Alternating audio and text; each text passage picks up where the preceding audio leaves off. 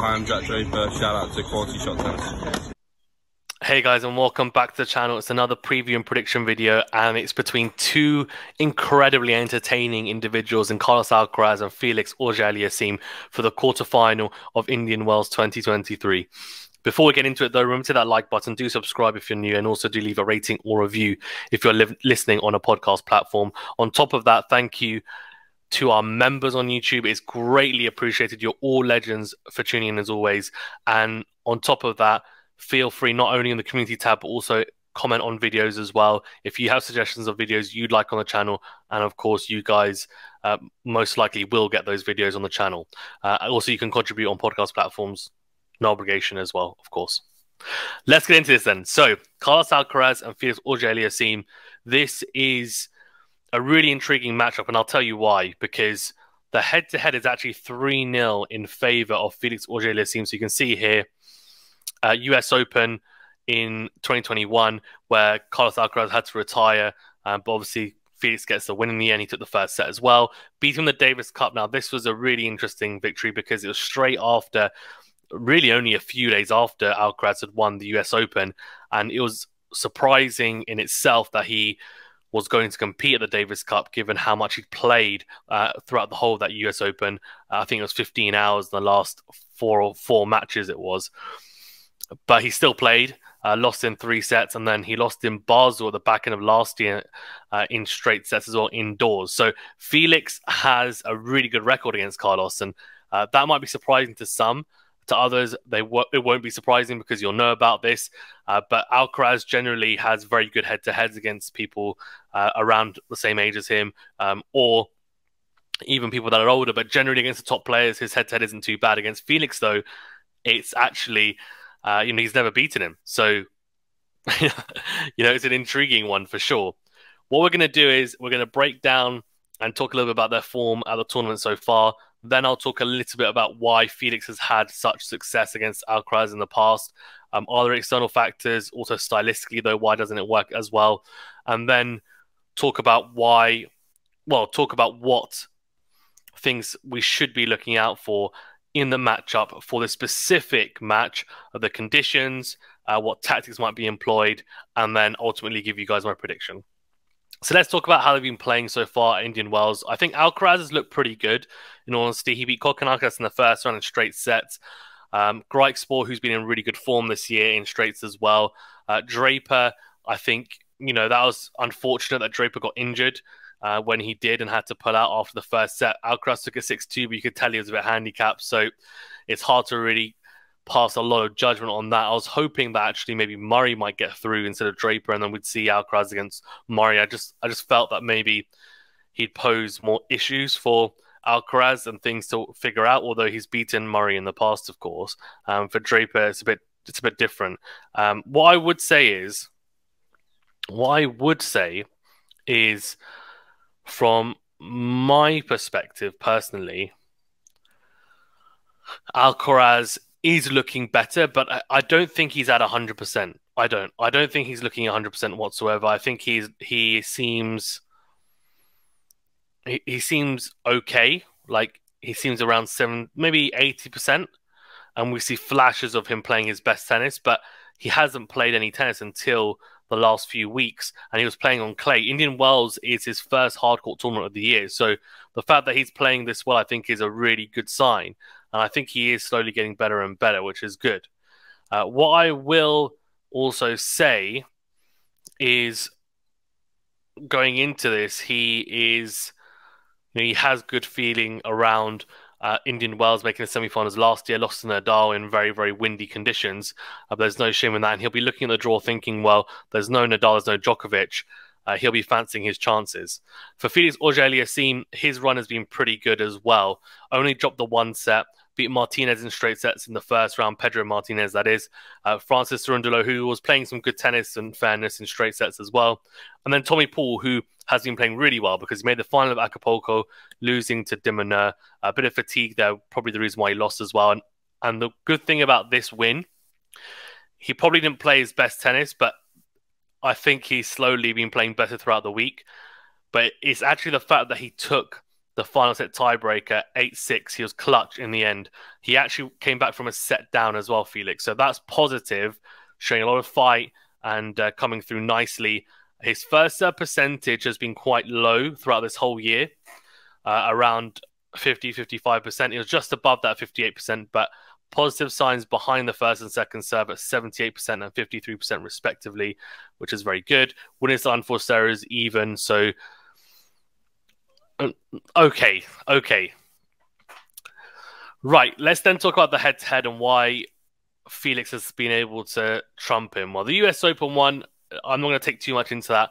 Alcaraz, very young at the time. Felix is also young, but he's a bit older, a couple of years older, and you could tell there was a difference there. Had to retire, so can't really look into that one too much. Davis Cup. Now, there's two things to consider here. One, Alcaraz went into this in terrific form with a lot of good feeling due to the fact that he had just won the US Open, but he was also massively fatigued, or must have been, going into this as well. Felix won 6-7, 6-4, 6-2. Look, I mean, I can talk about how well Felix served, I think, is probably the biggest thing to talk about. 16 aces, which is just incredible. And then backed up his first serve really nicely. 63% first serve percentage, 81% first serve points won. Winning style unforced errors hit more than double the amount of winning style unforced errors, 39-18. So he's playing some really, really good tennis, Felix, and definitely stepped up to the occasion. In Basel, indoors, I think Felix is incredibly good. 9 aces, 0 double faults. I mean, 65% first serve percentage, 82% first serve points won, 61% second serve points won, and winning style unforced errors 23-9. I mean, that's incredible stats. Alcaraz only at 69% first serves in, which is good, but only 62% first serve points won, 33% second serve points won, 8 winners to 12 unforced errors. Also utilized the net quite well, Felix, 13 out of 16, 81% of points finished at the net, or 81% success rate at the net, which is very, very good from him as well. So as I'm going through the stats, I'm hoping you guys are picking up some themes here as to why he's been having success. And the biggest themes, I think, if we look at it and talk about it, is the serve and also how aggressive Felix is being in these matchups as well. So making quite a few first serves, backing it up really nicely, and then also being aggressive in those exchanges. I think the biggest thing that Felix can do is... There's a few reasons why he's done really well against Alcaraz. He's made beyond 60% of first serves in, and his first serve, if you don't know, you should know, is incredibly good. When he is on song and hitting his spots, it's arguably top 5 in the world.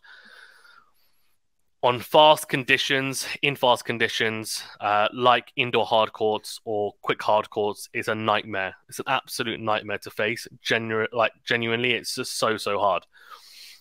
So that's something to bear in mind.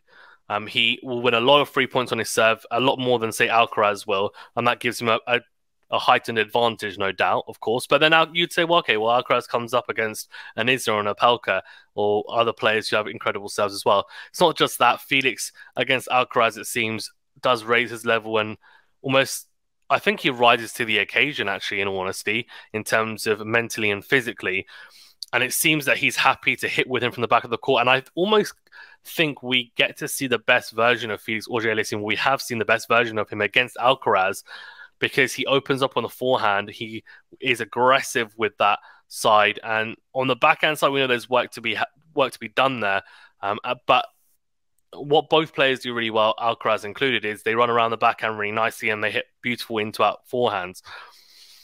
Felix is happy to go toe-to-toe on the forehand side with Alcaraz and is able to soak it up nicely. Defensively, very good on that forehand side as well. And he's also happy to transition forward and finish at the net. Now, Alcaraz is a very good player, but if you're serving and hitting your spots at pace, he's not. No one is a good enough returner to be at neutral on the front foot when that's happening, especially if you're coming in behind it and you have the variety or the option to come to the net, finish the point off at the net, or you're able to open up really well with a big forehand on the 1+ shot as well, which is what Felix is able to do when he's playing some really, really good tennis. Alcaraz, I think, there are some factors, as we said, some fatigue and retirements, etc. But indoors, Felix is an incredible player. I mean, he's top 3 in the world indoors, I would say. Himself and Medvedev and Djokovic, I would say, top 3 players indoors. They're just that good on indoor surfaces, especially quick indoor surfaces as well. Felix is just incredibly good, and that is probably highlighted by the fact that he won, 3 tournaments in a row last year. All of them, I think at least 2 of them were indoor hard courts. So this is an indoor hard court, though. So let's talk about the matchup and how it's going to play out. So Indian Wells has been very slow throughout this week. It's supposedly supposed to get quicker. I haven't really seen that, to be honest, but it's a slow hard court, and it's always been around that slow index. It's an interesting one because I know Medvedev has been complaining about it, but he has made the semi-finals, so he's obviously able to play it on the surface. Struggled against Zverev, but in the end got through. The surface is slow. Now, who does that favor? I think it favors Alcaraz, in all honesty. And then in terms of the actual conditions and how windy it's going to be, I think Alcaraz deals with outdoor conditions better. Alcaraz is playing some good tennis. Felix hasn't been playing particularly good tennis going into this. He's played okay during Indian Wells so far. I think this is a really good time for Alcaraz to play Felix and try and get one back in the head-to-head, if I'm being completely honest. I really do. I think the conditions plus form just mean it's going to be very, very tough for Felix to extend that head-to-head lead, in all honesty. And also, I think the problem with Felix has been he's played a little bit passively in these conditions as well. I think against Felix, he's going to try and open up, and I think he will have some success against Alcaraz, but I don't think it's going to be the same success he's had in the past. So how does it play out then? So the problem is that his serve is not going to be as potent. No way is it going to be as potent on this surface. It's going to be good, but it's not going to be as potent given how slow the hard courts are. Against Tommy Paul, it was 12 aces, 7 double faults, 58% first serves in, 78% first serve points won, 53% second serve points won. But the difference here is that Alcaraz is a much better return than Tommy Paul. He's going to be more proactive, especially on the second serve returns. The good thing about Felix, though, and I have to be very honest about this, is his second serve is generally very good. He hits it with a lot of pace. He tends to slice it at times, especially on the juice side, and try and drag opponents out, which can be effective at times as well. But he's good on that second serve. He doesn't hold back, and that's his biggest weapon, I think, against Alcaraz, is the fact that Alcaraz is a good returner, but he's still not the finished article on as a returner. He's not, and he still can make mistakes or struggle against certain people. And I think Felix has been that in the past. I think the surface, though, is going to help Alcaraz a little bit. It's not going to come through and zip through as much. You'll have more time to tee up the backhand or forehand returns. I think Felix is going to target the backhand as much as possible. Why wouldn't you? If you're serving into the backhand, I think he will mix it up at times, try and go body, and also try and drag him out on the forehand side. I think he needs to come to the net, Felix. He needs to at times, especially if he's serving well. He needs to try and finish points off on the net, because as the surface is slower, if he tries to then just dictate all the time from the baseline on his service games or in his return games, I don't think he's going to have as much success from the baseline as he has done against Alcaraz in the past. I think Alcaraz is a lot more comfortable in these slower conditions. I know Felix, to be fair to him, played some really good clay court tennis last year and obviously made the round of 16 at Roland Garros, took Rafa to 5. Yes, it's a different surface, but in terms of the way it was playing, pretty similar to this surface, in all honesty. So that's a positive sign for Felix, but Alcaraz is much better on clay and much better on slower surfaces, generally speaking. The US Open isn't a particularly quick hard court. It's getting quicker, but it's still not that quick. So I would say for Felix, he needs to try and channel what he's been doing in the past, which is being aggressive on serve, hitting his spots, making sure he's trying to dictate as much as possible with the forehand, and then coming forward at opportune moments behind his serve. He's got good hands at the net, and he will get passed on occasion by Alcaraz, but he's just going to have to accept that, but try and execute the game plan as much as possible. For Alcaraz, I think he's going to be thinking, look, Felix is not playing his best, he's going to try and access the Felix backhand as much as possible. He won't mind, I don't think, getting caught into the backhand-to-backhand exchange as much. And I also think he'll probably back himself to run around the backhand.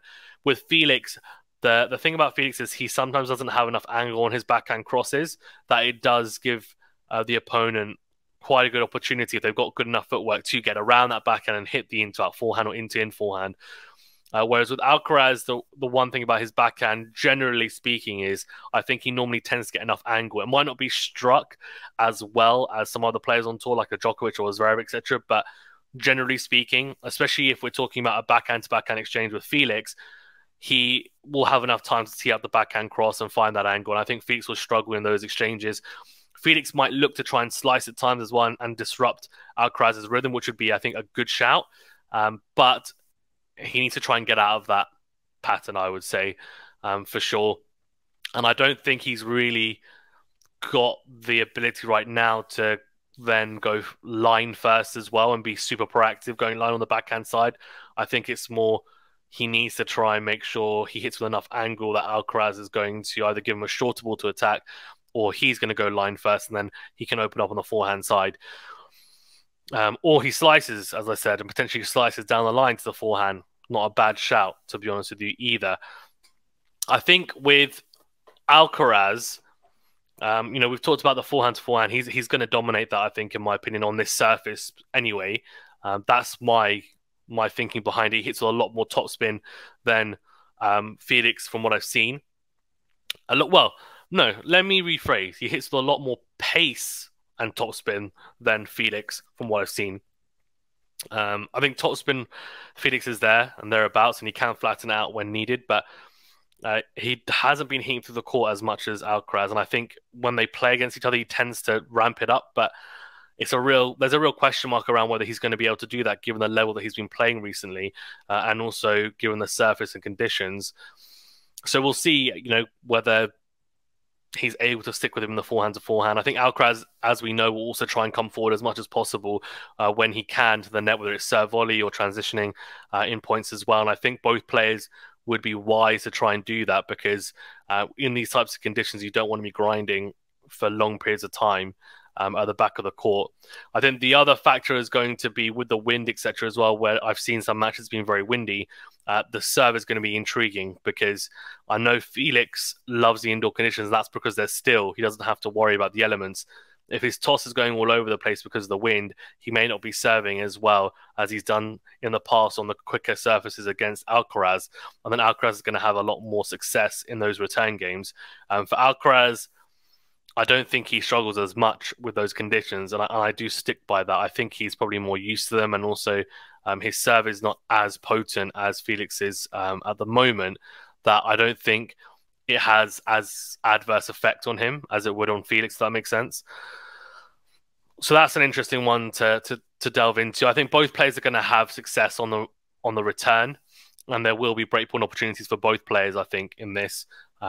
You could argue that Felix might have more opportunities, given that, Alcaraz's serve maybe isn't as potent. But I think, if we then talk about, though, as soon as we get into that rally, with the conditions, with, the surface, you almost feel like it levels out and it gets neutralized. And then it's, okay, well, who plays better?